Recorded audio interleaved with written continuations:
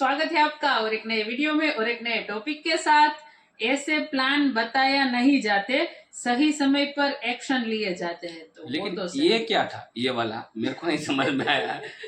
ये वाला और एक नए वीडियो में जबरदस्त तेरी भी बात है भाई।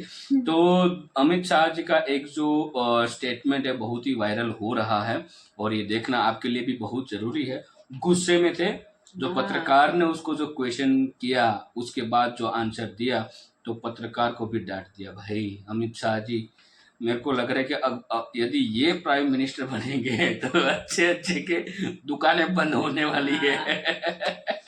कोई नहीं, मजाक के तौर पे मैं बोल रहा हूँ। और अमित शाह जी बहुत ही बढ़िया तरीके से हमारे देश की कमान संभालते हुए कार्य कर रहे हैं। खास करके जो सिक्योरिटी रीजन होते हैं, जैसे कि अभी का आपने सुना होगा 2019 में कश्मीर में से 370 कलम हटाने में उसका बहुत बड़ा योगदान है। एक भी कुछ मतलब झगड़े वगड़े कुछ भी नहीं हुआ, पत्थर भी नहीं निकले और आराम से उसको हटा दिया। तो इसमें बहुत बड़ी मास्टरी है अमित शाह जी की, और गुजराती भी है भाई, तो माइंडेड तो बिजनेस वाला ही होगा। तो चलिए दोस्तों, पहले वीडियो देखते हैं। आशा करते हैं आपको ये वीडियो 100% पसंद आएगी। तो उसके लिए एक रिक्वेस्ट करेंगे, पसंद आए तो प्लीज कमेंट लिख दीजिएगा और वीडियो को लाइक भी कर दीजिएगा। और चैनल पर पहली बार है और सब्सक्राइब नहीं किया तो सब्सक्राइब जरूर से कर दीजिए। चलिए स्टार्ट करते हैं। पाकिस्तान ऑक्यूपाई कश्मीर पर अनधिकृत कब्जा है और ये भारत का एक हिस्सा है। तो उसको लेने का इरादा है हमारा। इरादा मैं आपको बता दूंगा ऐसे कार्यक्रम में। क्या भले आदमी, इतना ही पहचानते होंगे। The Indian Home Minister staked a claim over Azad Jammu and Kashmir while addressing the Indian Parliament. Bharat आने वाला है, मोदी आने वाला है, वो हलाको खान बनकर आएगा। बहुत बुरी तरह सफाई होगी यहाँ पर। मुझे तो यही लगता है कि मोदी साहब तीसरी बार भी अपनी हुकूमत बना लेंगे। अब इसका असर पाकिस्तान भारत ताल्लुकात पे क्या होता है, ये एक बड़ी इंटरेस्टिंग बात है। वो ये मानते हैं कि कश्मीर हमारा हिस्सा है और हमारा इलाक़ा कश्मीर के साथ था, तो अब कश्मीर को अलहदा कोई मुमलिकत या अलहदा कोई स्टेटस देने की जरूरत नहीं है। और जो वो आर्टिकल 370 था वो उसी तरह से है और बिल्कुल ये कश्मीर हमारा हिस्सा है, यहाँ पर इलेक्शंस होंगे और बाकी तमाम चीजें होंगी। उसमें उनको कामयाबी मिल रही है और मोदी साहब लगता है कि अभी तक बड़े पॉपुलर हैं। आपको पता है बरतानिया पे इस टाइम हुकूमत कौन कर रहा है, उसके बारे में भी देखें। वजीर आजम कौन है बरतानिया का? इंडियन ऋषि सनत इंडियन है। आज वो गोरों पे हुकूमत कर रहे हैं। और जब भी हुकूमतें तब्दील होती हैं एक मौका तो मिलता है कि आप रीविजिट करें, चीज़ों को देखें कि किस तरह मामलात को हम आगे लेकर चलेंगे। और जो डेडलॉक पिछले 4-5 सालों से है पाकिस्तान भारत के दरमियान, उसको टूटना तो चाहिए। लेकिन उन्होंने बाकायदा तौर पर उर्दू में एक लंबी चौड़ी स्टेटमेंट जो है वो जारी की और मैसेज जो है वो जाहिर है कि पाकिस्तान के लिए था, पाकिस्तान की हुकूमत के लिए था। हेलो फ्रेंड्स, जय हिंद। हिंदुस्तान स्पेशल में आपका स्वागत है। दोस्तों, इस महीने 2 ऐसी घटनाएं हुई हैं जिसके बाद ये चर्चा जोर पकड़ने लगी है। केंद्र की नरेंद्र मोदी सरकार पाक अधिकृत कश्मीर को वापस पाने के लिए अंदर खाने कुछ ठोस नीतियां बना रही है। सबसे पहले तो केंद्रीय गृह मंत्री अमित शाह ने संसद में जम्मू कश्मीर से जुड़े 2 विधेयक, जम्मू कश्मीर आरक्षण विधेयक 2023 और जम्मू कश्मीर पुनर्गठन विधेयक 2023 पेश किया, जिसे बाद में पारित कर दिया गया। इस बिल पर चर्चा के दौरान अमित शाह ने बताया कि पीओके के लिए 24 सीटें आरक्षित की गई हैं। दूसरी बड़ी बात जो अमित शाह ने कही है कि ये पीओके हमारा है और उस पर हमारे स्टैंड में कोई बदलाव नहीं आया है। इसी दौरान सुप्रीम कोर्ट की संविधान पीठ ने जम्मू कश्मीर से आर्टिकल 370 को निरस्त करने के फैसले को सही बताया और उसे बरकरार रखा। इसके बाद फिर से पीओके को लेकर लोगों की आकांक्षाएं हिचकोले लेने लगी हैं। आर्टिकल 370 प्रकरण के बाद राजनीति विशेषज्ञों का मानना है कि मोदी सरकार निकट भविष्य में पीओके को वापस लेने के लिए कुछ कदम उठा सकती है। पाकिस्तान ने उसे एक्सेप्ट नहीं किया। फॉरेन ऑफिस ने भी कहा कि जी हम इसको एक्सेप्ट नहीं करते हैं, तरदीद करते हैं इस फैसले की। लेकिन फैसला हो चुका भारत में, अब इसके इम्पैक्ट क्या आएंगे। फैसला मकबूजा कश्मीर के हवाले से है, क्योंकि इसका लुब्बे लुबाब में बता रही हूँ, जब आप लॉ की लैंग्वेज में सुनते हैं या उस तरह से खबरों में बताया जाता है वो थोड़ा डिफरेंट हो सकता है, लेकिन क्रक्स ये है कि जी वो ये मानते हैं कि कश्मीर हमारा हिस्सा है और हमारा इलाक़ा कश्मीर के साथ था, तो अब कश्मीर को अलहदा कोई मुमलिकत या अलहदा कोई स्टेटस देने की जरूरत नहीं है। और जो वो आर्टिकल 370 था वो उसी तरह से है और बिल्कुल ये कश्मीर हमारा हिस्सा है, यहाँ पर इलेक्शंस होंगे और बाकी तमाम चीजें होंगी जो कि भारत की जिम्मेदारी होगी और भारत ही ये तमाम चीजों को करेगा क्योंकि वो ओन करता है मकबूजा कश्मीर को। सो इस हवाले से हम बात करेंगे। इंडिया ने तो अब ये सोच लिया है, जाहिर है उनकी तरफ से, जिस तरह से पहले जब ये आर्टिकल का इनेकाद हुआ था उसी वक्त पता चल गया था कि जी उन्होंने अपनी मनमानी करनी है। अब वो किसको सुनते हैं या क्या करते हैं, या इसमें क्या हो सकता है आगे? बिल्कुल ऐसे ही। देखिए नुसरत, बात यह है कि मुझे तो बिल्कुल हैरत नहीं हुई भारतीय सुप्रीम कोर्ट के फैसले से। होना तो वो भी नहीं चाहिए जो फलस्तीन में हो रहा है, होना तो बहुत कुछ नहीं चाहिए, जितना जहां जहां भारत अपनी मनमानी करता है होना तो वो भी नहीं चाहिए। लेकिन जो प्रेसिडेंट सेट हुई हुई है हामिद साहब, वो तो यही है कि भारत जो है वो इस खित्ते का चौधरी है, बाकायदा उसको ये सपोर्ट किया जा रहा है कि वो इस खित्ते का चौधरी बने। और जब वो जाहिर है चौधरी है तो चौधरी की मर्जी, वो कोई भी फैसला करे, वो किसी भी तरह की उतार चढ़ाव करे, उसने तो दूसरों को प्लीज करना है ना जो वेस्ट में बैठे हैं। तो इसमें पाकिस्तान बिल्कुल सही है कि पाकिस्तान को आवाज उठानी चाहिए, फॉलो अप करना चाहिए। लेकिन अनफॉर्चुनेटली पाकिस्तान का भी प्रेसिडेंट यही सेट हुआ है कि हमारा कोई भी मसला है ना वो अटका ही हुआ है, हम उस पे ना कोई काम करते हैं, ना रिसर्च करते हैं, ना कोई हमारे पास न जाने क्या प्रॉब्लम है, लेकिन हमारा भी जो भी मसला है ना इंटरनेशनल कम्युनिटी में गया हुआ वो वापस नहीं आया रिजॉल्व होके, और उसमें उनको कामयाबी मिल रही है। और मोदी साहब लगता है कि अभी तक बड़े पॉपुलर हैं, ख़ास तौर पे हिंदी बेल्ट में। उसमें बहुत से अवामिल हैं। एक तो बड़ा उन्होंने ख़वातीन को भी टारगेट किया, बड़े वेलफेयर प्रोग्राम्स भी ख़वातीन के लिए शुरू किए, ख़ास तौर पे मध्य प्रदेश में, तो वो एंटी इनकम्बेंसी फैक्टर भी नहीं रहा। तो बड़ा इंटरेस्टिंग इलेक्शन था। अब इसकी किस तरह इसका असर होता है लोकसभा के इलेक्शन में जो अगले साल होने जा रहे हैं अप्रैल मई में, मुझे तो यही लगता है कि मोदी साहब तीसरी बार भी अपनी हुकूमत बना लेंगे। अब इसका असर पाकिस्तान भारत ताल्लुकात पे क्या होता है, ये एक बड़ी इंटरेस्टिंग बात है।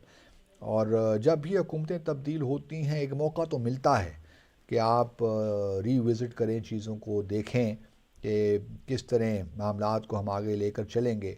और जो डेडलॉक पिछले 4-5 सालों से है पाकिस्तान भारत के दरमियान, उसको टूटना तो चाहिए, लेकिन किस तरीके से टूटना चाहिए ये एक अहम सवाल है। मेरे अपने ख़्याल में इनफॉर्मल चैनल पे या बैक चैनल पे डिस्कशंस होनी चाहिए, मुज़ाकरात होने चाहिए। और इस बार हमें कोशिश यही करनी चाहिए कि जम्मू और कश्मीर के जो तनाज़ है उसको हम अप फ्रंट डिस्कस करें और रिज़ॉल्व करें। अगर हम उसी फॉर्मल स्ट्रक्चर डायलॉग में पड़ गए तो फिर हम मज़ीद अपनी जम्मू और कश्मीर में पोजीशन है उसको हम कमज़ोर करेंगे। पाकिस्तान में देखना है कि यहाँ कौन सी हुकूमत बनती है। देखिए अभी रिसेंटली जो आपकी बात शुरू होने से पहले मैं ये कहूँगा, आबिद भाई आज बड़ा एनर्जी में नजर आ रहे हैं, ऐसे लग रहा है जैसे अटैक कर रहे हैं किसी के ऊपर। आज थोड़ा सा फ्रेश हूँ मैं इसलिए। अच्छा आते हैं अपने मेन मुद्दे के ऊपर। देखिए शुएब भाई, अभी जो आपने खबर सुनाई कि हांगकांग दुनिया की एक पावर बना हुआ था, इकोनॉमी में भी, स्टॉक एक्सचेंज में भी, हर चीज में वो पावरफुल बना हुआ था। अभी इंडिया ने उसे बीट किया। अब इकोनॉमी में, उसमें स्टॉक एक्सचेंज में इंडिया ने हांगकांग को बीट करके उसकी जगह, उसकी सीट इंडिया ने संभाल ली। ये तो हो गया स्टॉक एक्सचेंज। अभी आए थोड़ा सा पीछे, जो हर बंदे ने खबर सुनी हुई लेकिन मेरे तरीके से किसी ने नहीं सुनी हुई। मैं आपको बताता हूँ बरतानिया के बारे में कि बरतानिया, देखिए इस टाइम किसी एक टाइम था कि बरतानिया में सुना जाता था, जिस पता चलता था, किताबों में पढ़ते हैं, हिस्ट्री में हम लोग पढ़ते हैं कि बरतानिया बड़े सगीर पाक हिंद पे जो इसने हुकूमत की, इसका कब्जा था, रूल किया इसने, पूरे बड़े सगीर के ऊपर इसने पावर दिखाई अपनी। इवन के सुनने में ये भी आता था कि इधर से कीमती चीजें निकाल के ले गए हुए हैं, जैसे कोहे नूर है, मलका एलिज़ाबेथ के ताज के बीच में वो कोहे नूर जो है ना, हीरा, वो रखा गया हुआ था, जिससे समझने में ये आता था कि बड़े सगीर में से बरतानिया सब कुछ सोने की चिड़िया निकाल के ले गया इधर से। जो कहा यह जाता था कि भाई बरसगीर जो सा वो सोने की चिड़िया है, और वो सारा कुछ लूट के कह लें या जो भी, जैसे भी वो यहाँ से ले गया अपने। अभी आए मेन मुद्दे पे, जो इतनी स्टोरी सुनाने का जो मकसद था उसके ऊपर आते हैं। देखिए बरतानिया दुनिया के 5वें नंबर पे इकोनॉमी पे था, इंडिया ने उसे बीट किया, ऐसे साइड पे किया और 5वें नंबर पे इंडिया आके बैठ गया। ये तो छोटी सी बात है सर, अभी आगे चलिए, अभी आगे मजा आएगा आपको। अब आप देखें, हम सुनते थे कि बरतानिया ने हुकूमत की बड़े सगीर पाक हिंद पे। आपको पता है बरतानिया पे इस टाइम हुकूमत कौन कर रहा है? उसके बारे में भी देखें। वजीर आजम कौन है बरतानिया का? इंडियन ऋषि सनत इंडियन है। आज वो गोरों पे हुकूमत कर रहे हैं, ये प्राउड है हमारे लिए। आप ये देखें कि जिसे हम कहते थे कि वो एशिया में से सब कुछ निकाल के ले गया, उससे बड़ी इकोनॉमी इंडिया की है भाई। सो थैंक यू दोस्तों वीडियो को यहाँ तक देखने के लिए। और अमित शाह जी ने उसका आंसर तो नहीं दिया पीओके के बारे में, लेकिन उसके पहले की जो न्यूज थी वो तो आप अच्छे से जानते हो। और इसी इंटरव्यू के दौरान अमित शाह जी को कुछ और क्वेश्चन पूछे गए थे। ये वीडियो दोस्तों आपको यूट्यूब में जाके देखनी पड़ेगी पूरी वीडियो, उसमें गुस्से से क्या बोला वो वाली चीज जो मैं जिक्र कर रहा था। और दूसरी बात है कि पाकिस्तान के पीएम मिस्टर कक्कर भाई, आप तो आ गए हैं एज ए केयरटेकर सरकार में, लेकिन उस आपके पहले जो पीएम थे उससे कभी कभार बात कर लिया करो, आपको एक्सपीरियंस ना हो अमित शाह जी का। और आप लोग तो पहले से ही आप लोगों को तो पहले से पता है, जब से मोदी जी मैं ऐसा बोल रहा हूँ कि उन लोगों को वहां तक पता है आरएसएस के बारे में। जब मोदी जी यहाँ गुजरात में भी वो मुख्यमंत्री नहीं थे, सिर्फ आरएसएस में जुड़े हुए थे और पार्टी को कहीं ना कहीं सपोर्ट करते थे। जब उस समय आई थिंक सांसद होंगे उस टाइम की ये बात है।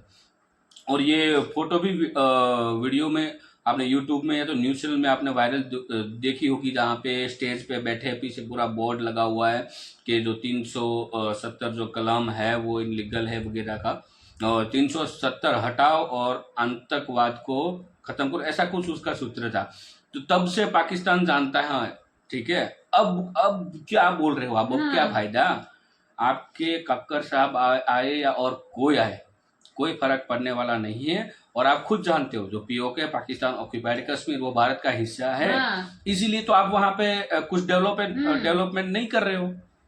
आप खुद बोल रहे हो ना पाकिस्तानियों की डेवलपमेंट वहां पे न होने का रीजन ही वही है कि आज हम डेवलपमेंट करेंगे, पैसा डालेंगे, सब कुछ करेंगे, जाने वाला तो वो भारत के पास है। इसीलिए तो खुद आपको पता है, इसीलिए वहां पे आप डेवलपमेंट नहीं कर रहे हो। यदि डेवलपमेंट किया होता तो पीओके जो है वहां के नागरिक बोलते हैं भाई अब हम यहाँ पे खुशहाल है, ठीक है, बोल सकते ना। तो वो लोग क्यों बोल रहे हैं कि भाई आपको वो जो कश्मीर साइड वाली जो बॉर्डर है भारत की पीओके वाली जो बॉर्डर कारगिल वाली, वो कारगिल वाली बॉर्डर को आप खोल दो, हम भारत जाना चाहते हैं। क्यों बोल रहे हैं भाई पीओके वाले? तो सब पूरी दुनिया के सामने कि आप वहां पे ना तो कुछ डेवलप कर रहे हो और थोड़ी बहुत वहां से जो बिजली ले रहे हो पूरे पाकिस्तान में, तो उन लोगों के पास तो आप कमर्शियल रेट ले रहे हो। तो फिर तो पीओके कहाँ से हुआ पाकिस्तान का? मतलब कुछ भी उसको पीओके को मतलब फायदा नहीं हो रहा है उसको। प्रॉब्लम यही है, अब उसको पीओके के साथ कोई लेना देना नहीं है। लेना देना है तो वो है चाइना के साथ। रीजन यही है कि जो सीपैक बनाया है उसका जो मुख्य जो मेन जो रोड है वो पीओके से गुजरता हुआ आ रहा है, ठीक है। अब यदि पीओके भारत के पास चला गया तो चाइना को पैसा चुकाने में पाकिस्तान का जितने भी प्रॉपर्टी खुद पाकिस्तान बिक जाए, ऐसी हालत हो सकती है। तो और कुछ नहीं, क्योंकि आवाम को है ना पागल बना रहे और कुछ नहीं है, ठीक है। सबको पता है रीजन, भारत का तो बच्चा जानता है। फिर भी रीजन क्या है और ये सब उछल रहे हैं कि हम भारत है। अरे जिसको जितना उछलना उतना उछलने दो, ठीक है। पीओके उसी का रहेगा जो वहां के नागरिक है और भारत में ही रहेगा। फिर हो सकता है कि ऐसा भी हो सकता है कि उसको अलग से कुछ स्टेट चाहिए तो वो चीज पूरी अलग है, लेकिन वो भारत का अभिन्न अंग था, है और रहेगा। भारत के पास एक बार आ जाए फिर जो भी होगा वो उस समय देखा जाएगा, लेकिन आएगा 100%। और अमित शाह जी ने बताया नहीं कि ये सब बोले नहीं जाते प्लान, ये सब चलते रहते हैं। वो तो चलते रहेंगे क्योंकि उसमें भाई बहुत संशोधन लगता है। ऐसे नहीं, ऐसे पाकिस्तान की तरह नहीं है हमारे देश में कि बस बोलने के लिए बोल दो, करना तो कुछ है नहीं, बस बोलने में माहिर है लोग। ये लोग पाकिस्तान में सिर्फ और सिर्फ बोलने के लिए माहिर है। अभी क्या है प्रॉब्लम पता है, ये काकर साहब की हिम्मत ही नहीं है ये सारी बातें कर सके। रीजन यही है कि इतना बड़ा मामला हो चुका है, मतलब 317 पूरी तरह से भारतीय सुप्रीम कोर्ट ने वर्डिक्ट देने के बाद हट चुकी है। अब वहां पे इलेक्शन भी होंगे, वहां पे स्टेट भी राइट्स भी लेंगे, वहां सब कुछ होगा, ठीक है। तो थोड़ा बहुत तो किस रिएक्शन आना चाहिए ना, तो वो सिर्फ रिएक्शन है और कुछ नहीं कर सकते पाकिस्तान वाले। नहीं रिएक्शन देंगे तो उसको जो लोग वहां के पीएम को जो चलाने वाले लोग हैं वो कुछ ना कुछ उलटफेर करेंगे। जो वहां पे हमले है सब कुछ तो बढ़ी रहा है, क्योंकि वहां पे पीएम की चलती ही नहीं है पाकिस्तान और ये आए पीएम केयरटेकर सर, उसने थोड़े लेट मुंह खोला, लेकिन और कोई पीएम आता है वो तो पहले बस वो ही बात कश्मीर की ही बात करता है। उसको तो पता ही है भाई, मेरे पास एक गद्दी 2 महीने तक है, फर्ज है बोलने, तो बोला और कुछ नहीं हुआ। फिर उसको टेबल टॉक पे लाया जाएगा तो कुछ नहीं बोल पाएंगे। बाकी यही। सब पीएम आते तो पहले बस ये कश्मीर वाला मुद्दा उठाएंगे, बस वही। मैंने तो बहुत सारे उसके पीएम के पहले मतलब वो इंटरव्यू देखे हैं ना, तो वो सब बस पहले कश्मीर का मुद्दा ही ले आते हैं। इन लोगों के पास और कोई न्यूज है ही नहीं, कोई मुद्दा ही नहीं है। उसको व्यूअरशिप पीओके के नाम पे मिलती है। अब जो भी मीडिया है, टीवी चैनल है, वो चलते किसके ऊपर? व्यूअरशिप के ऊपर। ठीक है, आ जाए तो वो बंद हो जाएंगे। तो व्यूअरशिप लाने के लिए कुछ ना कुछ प्रोपेगेंडा करना पड़ता है। तो उसके पास टॉपिक कौन सा है कि पाकिस्तान की सारी पब्लिक देखे? वो रहेगा सिर्फ और सिर्फ भारत, रो, कश्मीर। ये 3 टॉपिक्स होंगे, उस पे ही उसकी मीडिया में पूरे दिन बातें चलती रहेगी। ठीक है, ताकि व्यूअरशिप मिलती रहे और चैनल चलती रहे, और कुछ उसके अलावा कुछ नहीं। बाकी किसी में हिम्मत ही नहीं है। जब वो हिस्ट्री में जाएंगे ना, तब मुंह बंद हो जाएंगे इन लोगों के। तो दोस्तों, वीडियो को यहाँ पे समाप्त करते हैं। उसके पहले कहना चाहेंगे पे हम भी इतनी नॉलेज नहीं रखते हैं, लेकिन जो बोलते हो ना, उस बोलने के ऊपर हम बोल रहे हैं। ठीक है, बाकी तो हिस्ट्री तो इतनी भाई किसी को नहीं मालूम होती है। जो अंदर खाने जो लोग होते हैं ना, उनको ही मालूम होती है। लेकिन कोई बात नहीं, वीडियो यहाँ पे समाप्त कर देते, आपसे विदाई लेते हैं। मिलते हैं और एक नए वीडियो में आपके साथ। टिल देन, जय हिंद, जय भारत।